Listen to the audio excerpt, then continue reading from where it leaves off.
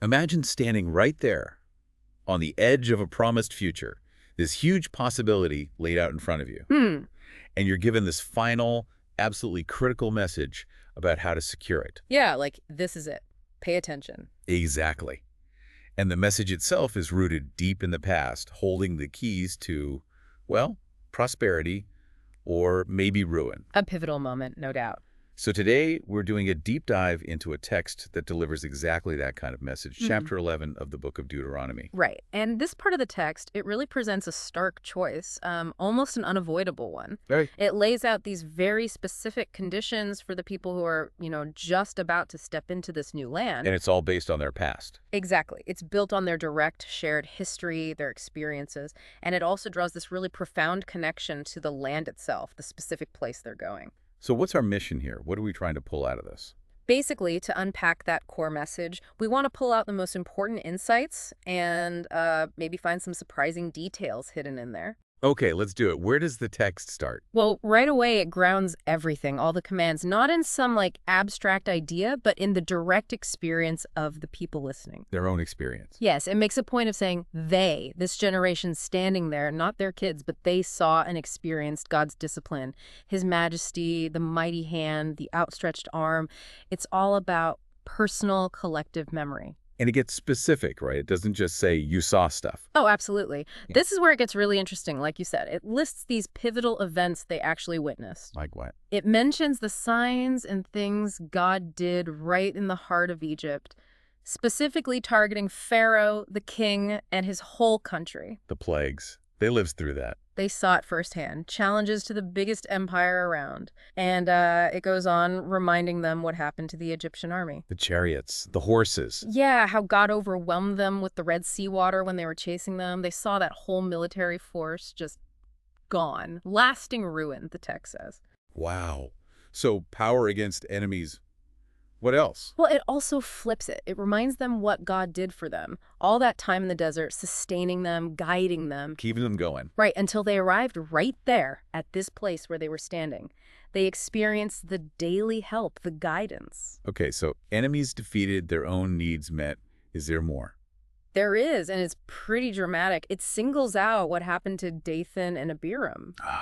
The rebellion. Yes, leaders in that big challenge to Moses and Aaron.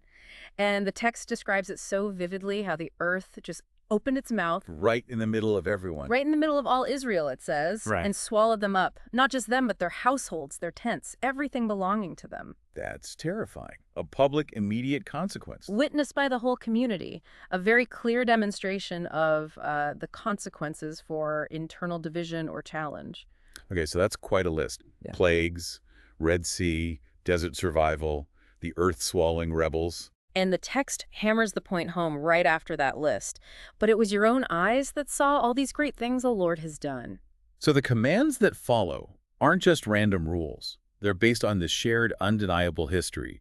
You saw this, therefore. Exactly. It's not theoretical at all. The commands are framed as the logical response to the reality they just lived through. Okay, so because they saw all this, the power, the deliverance, the consequences they're told, observe all the commands given today. Why? What's the stated goal? The text gives two main reasons, and they're very practical, very connected. Okay, what's the first? First, obeying these commands is presented as the source of their strength, their ability to actually do the next thing. Which is? So they'll have the strength, the power needed to go in and take possession of the land they're about to cross the Jordan River to get to. Obedience equals capability for the task ahead. Got it. Strength to conquer. What's the second reason? The second is about staying there. It's so they can live long in that land. Not just get in, but endure. Right. It's the land God swore to give their ancestors and their descendants after them. So obedience isn't just for conquest. It's for generational longevity, stability, thriving over the long haul. Okay, so obedience, rooted in experience, leads to strength for entering and longevity for staying. Then the text shifts a bit, doesn't it? It talks about the land itself. It does. It makes this really fascinating point, highlighting how different this new land is from where they came from Egypt. I thought. It draws a very deliberate contrast. Egypt, it says, was a place where you planted seeds and had to irrigate manually, by foot, as in a vegetable garden. By foot, what does that mean? Like pumping water? Yeah, think canals, maybe foot-operated pumps, intense human labor to get water where it needed to go. You were in control, but it was hard work. Okay, human effort driving the agriculture. Precisely. But this new land, totally different character. It's described as a land of mountains and valleys, and crucially, it drinks rain from heaven. Oh, so it relies on rainfall, not canals and pumps. Its fertility, its lifeblood, depends primarily on the natural cycle, on God providing rain. And there's something more there, isn't there? About God's connection to this specific land. Yes, this is really striking. The text says, this is a land the Lord their God cares for. It's not just, a prize to be won. He cares for it. How? It says, his eyes are continually on it from the beginning of the year to its end. Like a constant, active, personal, divine attention focused right on this territory. Wow, okay, so the land itself is special, under constant divine watch. And that active divine care is absolutely key, because as the text immediately explains, their ability to flourish there, to have abundance, is directly tied to this unique, rain-dependent nature and how they respond. Ah, okay, so the fact that it needs rain from heaven and God is watching, Yeah. that sets up the big condition, the blessing or the curse idea. Exactly. That dependence on rain makes the link between their actions and their actual environment incredibly direct, almost immediate. The text lays out this clear, non-negotiable condition for prosperity. And the condition is? If they faithfully obey the commands given today, and it specifies loving God, serving him with all their heart and soul, then God will respond. He'll send the rain they need. The right rain at the right time. Yes, the autumn rains for planting, the spring rains for growth and harvest in its season. And what happens when the rain comes? What's the result of obedience? The results are spelled out. This rain lets them gather their grain, make new wine, get oil. It provides grass in the fields for their cattle. So basic sustenance, abundance. Yeah, they and their livestock can eat and be satisfied. Abundance, well-being presented as direct, tangible outcomes of their obedience. It's like the natural world itself responds to their spiritual state. But there's always the flip side in this chapter, isn't there? Always. It immediately pivots to the warning. Be careful, it says. Don't get enticed. Don't turn away to worship other gods. Bow down to them. That temptation is framed as the #1 threat. And if they do that, yeah, they turn away. The consequence is absolute and directly linked to that rain-dependent nature. God's anger burns, the heavens are shut up, no rain. No rain means? No rain means the ground yields nothing, no produce. And the chilling result, they will soon perish from the good land. Gone. So their spiritual faithfulness is tied directly to the climate, to the ecosystem, to their very survival. That's intense. It's a radical claim, really, that their collective moral choices have a direct impact on the physical world around them. Okay, so the stakes are incredibly high, life and death, prosperity or ruin. How does the text say they should make sure they don't turn away? Yeah. How do they keep this front and center? It gives surprisingly detailed, really forceful instructions. It's not passive at all. Look, just remember this. Oh, much more than that. It's about active, constant engagement.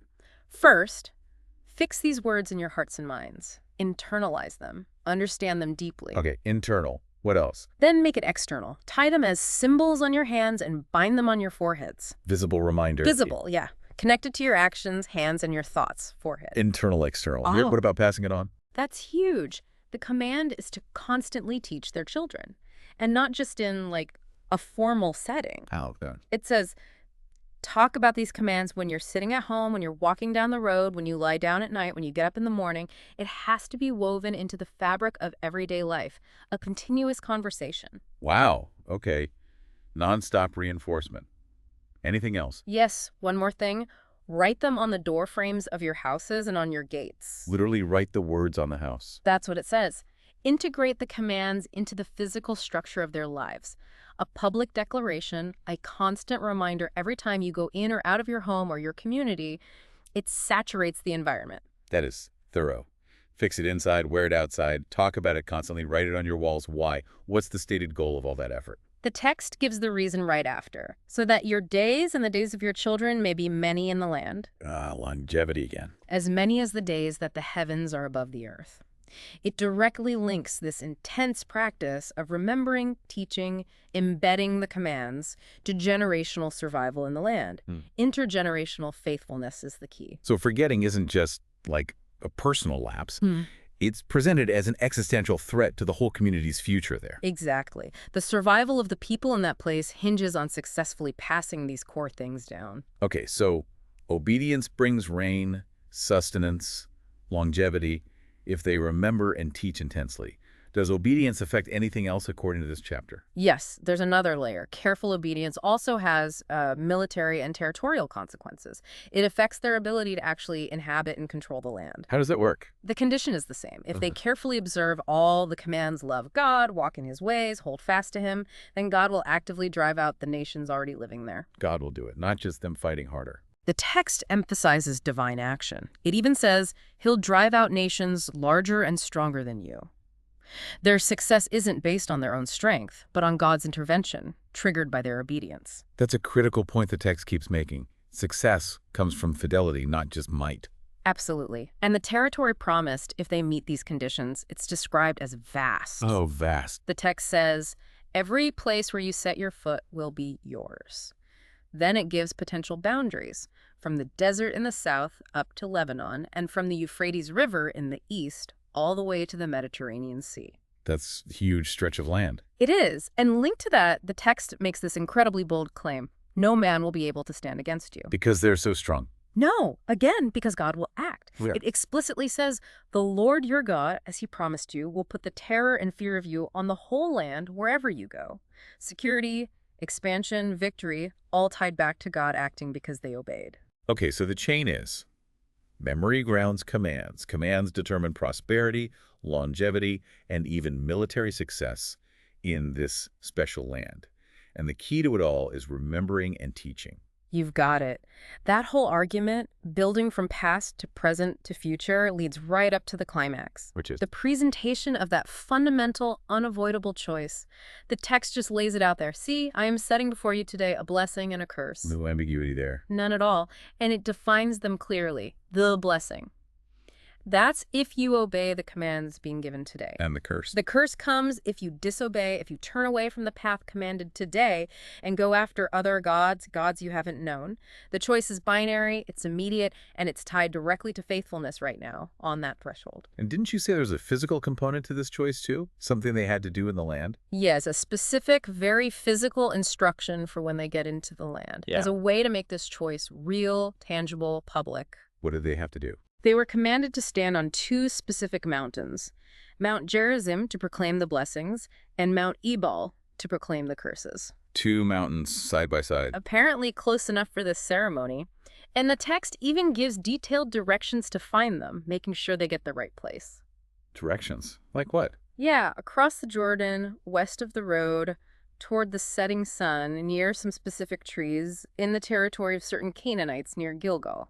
It's very precise. Why so specific? It seems designed to physically ground this abstract choice of blessing or curse right onto the landscape of the land they're entering, connecting their destiny to the actual geography. Okay, so standing there, ready to cross the Jordan, history behind them, commands laid out, future hanging in the balance, land described. Is there one final instruction? There is a final charge right before they cross. It looks ahead. What did it say? Basically, once you've taken the land, once you're living there, not just during the conquest, but for the long term, be sure that you obey all the decrees and laws I am setting before you today. So the obedience isn't just a ticket to get in. No, it's the foundation for their entire life there. The command given today echoes forward, meant to be the ongoing principle for living in that land. Wow. Okay, so we've really walked through this message, delivered right on the edge of a new era for them. Yeah, a message built squarely on memory, deeply tied to the specific nature of the land, and demanding this constant vigilance, this intense focus on passing down their core values. It makes such a direct link between the people's destiny, their land, their prosperity, their security, even the weather. Directly to their collective faithfulness. Ah. And the emphasis on remembering and teaching, it's just immense. It's presented as the absolute key to survival. It really leaves you thinking, doesn't it?